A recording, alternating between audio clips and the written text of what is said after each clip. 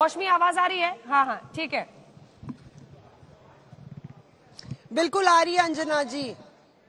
Leader summit शुरू। Sorry आपका सवाल मिस कर दिया। लीडर समिट शुरू। पीएम ने टोन सेट किया है, सबका साथ सबका विश्वास वाला मंत्र से, जो साथ विकास और विश्वास की बात वो देश के अंदर भी पॉलिटिकली करते हैं, यही मंत्र वो विदेशों में भी देना चाह रहे हैं। ग्लोबल साउथ की आवाज की बात, अफ्रीकी यूनियन को शामिल करने के साथ।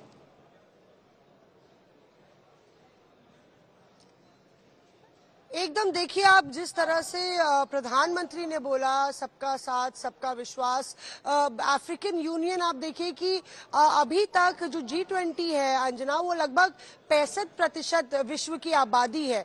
क्यों जरूरी है अफ्रीकन यूनियन? अगर आप अफ्रीकन यूनियन को जोड़ लेते हैं, भले ही वो ट्रेड में या जीडीपी में उतना अग्रसर नहीं है, लेकिन वो प्रतिनिधित्व करता है लगभग 15% विश्व की आबादी को, और 80% तब आपका G20 पहुंच जाता है। जाहिर तौर पे फिर उसके मायने बदल जाते हैं। और ये सिर्फ भारत के लिए ग्लोबल साउथ की बात नहीं है, ग्लोबल नॉर्थ का हमेशा डोमिनेशन रहा है। ये साउथ टू साउथ की भी बात है, मतलब आप अपने सहयोगी दक्षिणी देशों से कैसे कनेक्ट करते हैं उसकी भी बात है, और भारत की फुटप्रिंट को बढ़ाने की बात है। तो अपने आप में आप देखिए, आज एक बहुत मुखर और बहुत अहम आवाज भारत प्रधानमंत्री ने जिस तरह से शुरुआत की अपनी ही संस्कृति और सभ्यता के बारे में बोलते हुए, और उसके मंत्र दिया। अब देखना होगा कि आगे भारत इसको ले जाता है, और लेकिन एक ऐतिहासिक मोड़ पे जरूर है, हिस्सेदारी हो जाती है, G20 से G21 हो जाता है, तो उसमें योगदान होगा, और कहीं ना कहीं ये एक फोरम जो है इससे आगे फिर इंक्लूसिव ग्रोथ की बात करेगा। बात करेंगे तो क्लाइमेट जस्टिस की बात करेंगे, क्योंकि ग्लोबल साउथ सबसे ज्यादा, और तमाम ऐसी बातें जो पिछड़े देशों की बातें हैं। एक एक करके तस्वीरें दिखाते हैं मसरन साहब, और उस पर चर्चा करते हैं, क्योंकि अब राजीव मसरन साहब, कल ही शाम में हम लोग बात कर रहे थे कि कैसे GE एरोस्पेस और हिंदुस्तान एरोनॉटिक्स लिमिटेड को लेकर फाइटर जेट इंजन्स भारत में बनाने को लेकर समझौते की बात, जिस पर हुए प्रोग्रेस की चर्चा बीते दिन बायलैटरल में हुई। तो सबसे पहले जो बाइडेन और प्रधानमंत्री नरेंद्र मोदी की तस्वीर दिखा दीजिए, जब उनका स्वागत प्रधानमंत्री नरेंद्र मोदी कर रहे थे इस G20 लीडर्स समिट के पहले। जो बाइडेन के साथ अच्छा खासा वक्त उन्होंने दिया, और इसी के साथ कोनार्क व्हील के बारे में उन्होंने काफी उनसे चर्चा की।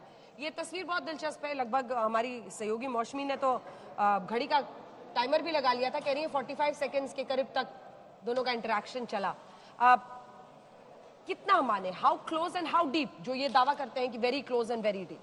अंजना, जो रिलेशनशिप बिटवीन प्रेसिडेंट बाइडेन और हमारे प्रधानमंत्री मोदी जी के बीच में बहुत ही गहरी है, बहुत ही डीप है, जो कल भी उन दोनों ने बोला था।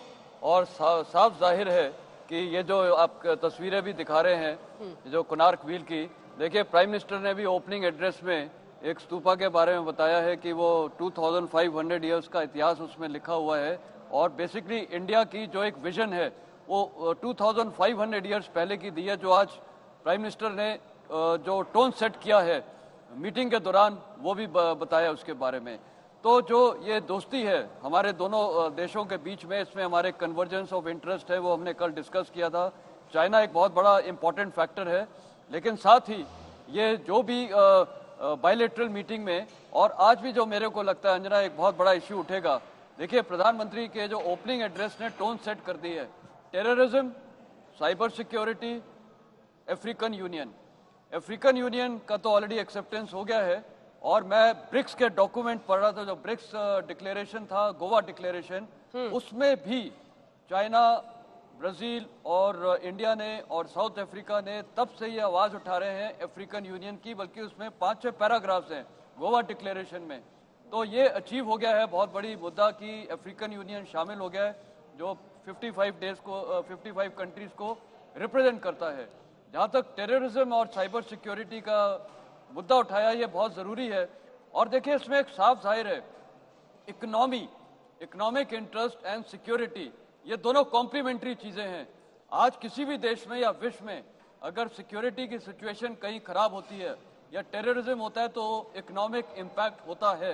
इसलिए प्रधानमंत्री ने टेररिज्म को, साइबर सिक्योरिटी को एड्रेस किया है। और अंजना, मेरे को लगता है क्योंकि ये बड़ा इंपॉर्टेंट इश्यू है सिक्योरिटी का, रशिया यूक्रेन वॉर भी मुद्दा उठेगा।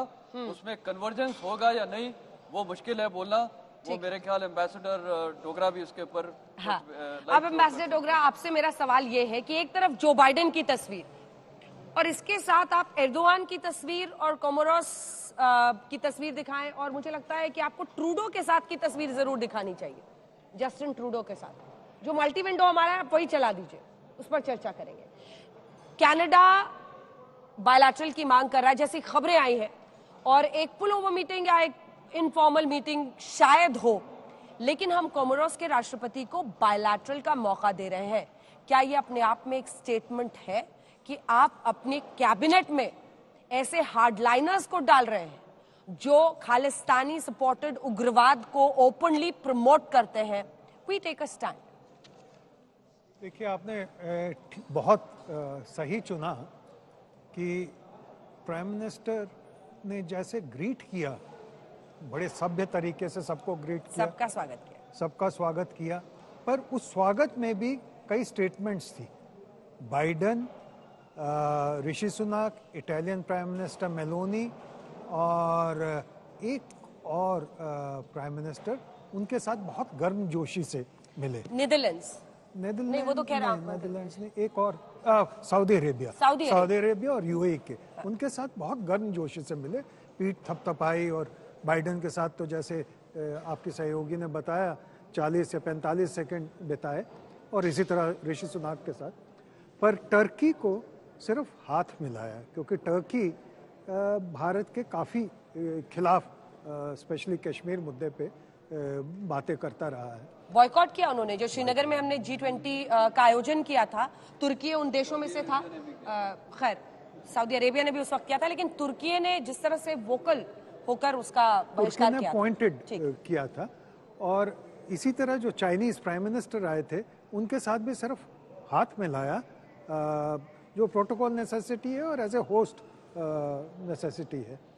तो कई चीज़ों के संकेत उन्होंने दिए। एक और जो लोगों ने इतना नोटिस नहीं किया, लावरोव जब आ रहे थे, अप्रोच कर रहे थे प्राइम मिनिस्टर को, तो वो स्टम्बल हुए, वो जरा से गिरने लगे कुछ। उस पर खूब चर्चा हो गई यहाँ पे, हंसी मजाक भी, और किसी ने फ्रॉइडियन स्लिप कह दिया, किसी ने कुछ कह दिया। जी नहीं, पर प्राइम मिनिस्टर एकदम उनकी तरफ जाने लगे बहुत ज्यादा। तो मतलब there is a human touch, I mean एक ह्यूमन टच दिखाया प्राइम मिनिस्टर ने। हाँ। कि अगर कोई गिर रहा है तो कैसे गिरते को संभालना चाहे, जैसे रशिया को संभाला जब ऑयल के ऊपर इतना प्रेशर इंडिया पे लगा कि इनसे ऑयल ना लो, तो इंडिया परसिस्ट किया कि हम लेंगे, क्योंकि हमारी मित्रता है और हमारा इन अ वे इकोनॉमिक स्वार्थ भी है इसमें। हाँ।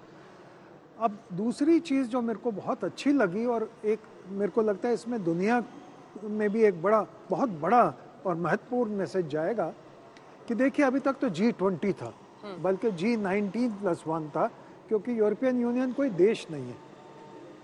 तो ये जो G20 था, ये रिप्रेजेंट कर रहा था एक पुराना सिस्टम, जिसमें EU के मेंबर कंट्रीज मोस्टली कॉलोनाइजर्स थे, चाहे वो ब्रिटेन हो, स्पेन हो, फ्रांस हो, पोर्चुगल हो। ये कॉलोनियल कंट्रीज थे जो दूसरों को जाके लूटा, डोमिनेट किया, या जो भी किया। और जो कॉलोनीज थी उनकी रिप्रेजेंटेशन नहीं थी, मतलब जैसे अफ्रीका पूरा का पूरा इनके अंडर था, तो उनकी कोई रिप्रेजेंटेशन नहीं थी G20 में। तो इन ए वे हम परसिस्ट कर रहे थे वो पुराना सिस्टम, जिसमें लूटा जा रहा था, लुटेरों को उसमें रिप्रेजेंटेशन थी, जो बेचारे लुट गए थे उनका कोई आवाज़ नहीं थी। तो आज जो दिल्ली में हुआ मीटिंग, और दिल्ली में प्राइम मिनिस्टर ने घोषित किया कि अफ्रीकन यूनियन अब मेंबर बन गया है G20 का, एक बहुत बड़ा संदेश है कि अब दुनिया इक्वल हो गई है सही मायनों में, क्योंकि G20 सबसे बड़ी ऑर्गेनाइजेशन है UN को अगर आप छोड़ दें तो।